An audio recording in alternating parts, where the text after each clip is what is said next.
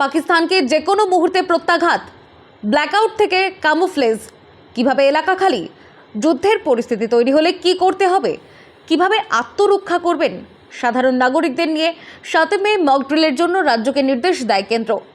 মূলত যুদ্ধ শুরু হলে কিভাবে নিজেদের প্রতিরক্ষা করবে জনগণ, সেই বিষয়ে মানুষকে সতর্ক করতে বুধবার অর্থাৎ 7ই মে দেশের প্রায় প্রতিটি রাজ্যে মহড়ার নির্দেশ দিল কেন্দ্রীয় স্বরাষ্ট্র মন্ত্রক।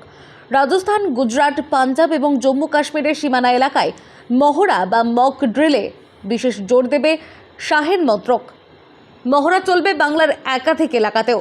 বিশেষ নজর থাকবে উত্তরবঙ্গে। স্বরাষ্ট্র মন্ত্রকের প্রকাশিত তালিকা অনুযায়ী বাংলার 30 এলাকায় বুধবার চলবে এই মহড়া।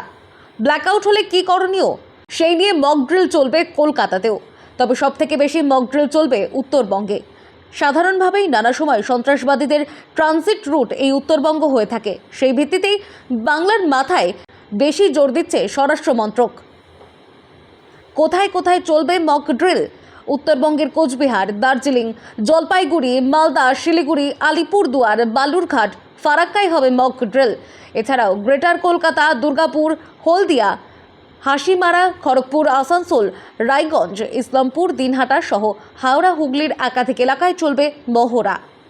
দেশের মোট 288টি এলাকায় মক ড্রিল করবে স্বরাষ্ট্র মন্ত্রক, যাতে যোগ দেবে এনসিসিও।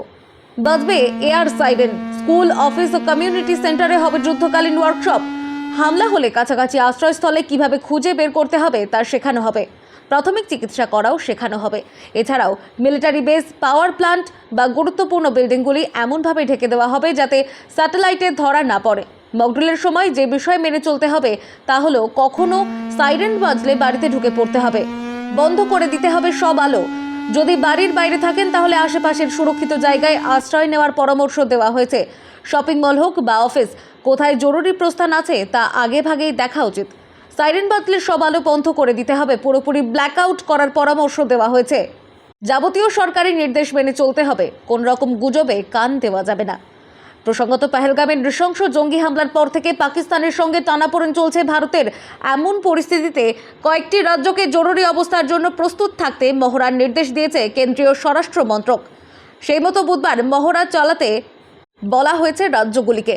স্বরাষ্ট্র মন্ত্রক যে যে বিষয়ে মহড়া দিতে বলেছে তার মধ্যে রয়েছে বিমান হামলার সতর্কতা, সাইরেন ব্যবস্থাকে সক্রিয় করা, নাগরিকদের সুরক্ষার স্বার্থে সাধারণ মানুষ পড়ুয়াদের মক ড্রিল।